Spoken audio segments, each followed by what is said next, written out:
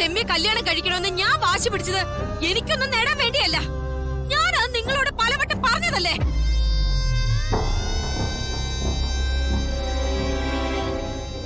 ഈ കുഞ്ഞുങ്ങളുടെ കാര്യത്തിൽ ഒരു നീക്കപ്പോക്ക് ഉണ്ടാവണമായിരുന്നു. അവരൊന്ന് രക്ഷപ്പെട്ടേനെ.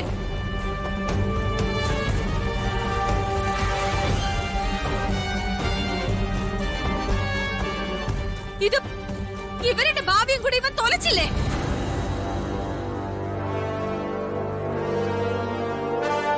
അവരുടെ ഭാവി അവര് നോക്കിക്കോളൂ.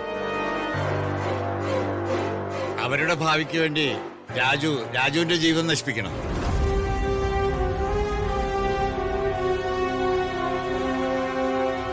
ഇവനെ വണ്ടിക്കാളയൊന്നുമല്ല, വീട്ടിലുള്ള ഭാരം നോക്കാൻ.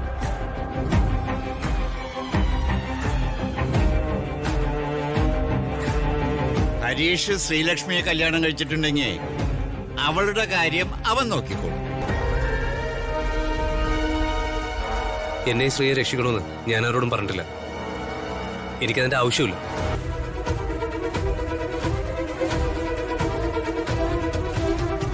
ഇവളുടെ കാര്യം നോക്കാൻ എനിക്കറിയാം.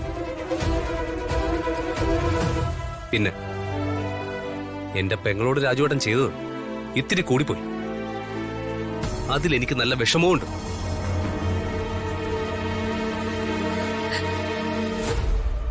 എല്ലാരും പറയുന്നുണ്ടല്ലോ രാജു ചെയ്തു എന്ന്. അവന് എന്തു ചെയ്തു എന്നായി പറയണേ?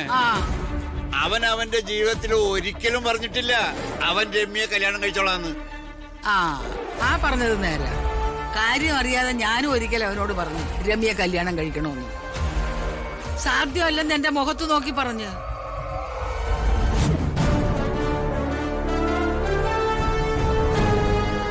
കല്യാണം വരെ എത്തിച്ചിട്ട് അവരെ നാട്ടുകാരുടെ മുമ്പിൽ നാണം കെടുത്തിയത് വളരെ മോശമായി. അവരിനി മറ്റുള്ളവരുടെ മുഖത്ത് എങ്ങനെ നോക്കും?